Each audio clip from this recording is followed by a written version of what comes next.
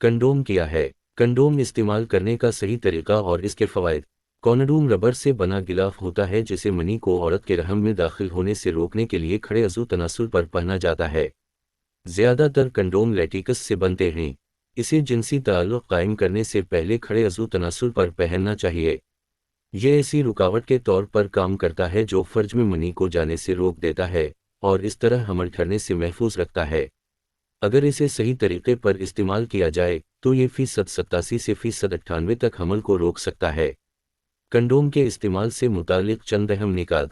Condom के इस्तेमाल से HIV समेत जिनसी तौर पर मुंतकिल होने वाली बीमारियों का खतरा कम हो सकता है।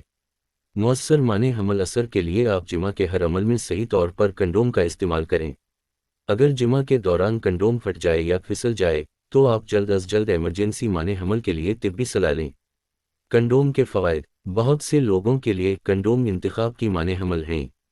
न सिर्फ ये छोटा सा लेटिकस मोजज़ा हमल के ख़िलाफ़ तहफ़्फ़ुज़ फ़राहम करता है, बल्कि वो बहुत से जिनसी बीमारियों से भी तहफ़्फ़ुज़ फ़राहम करता है।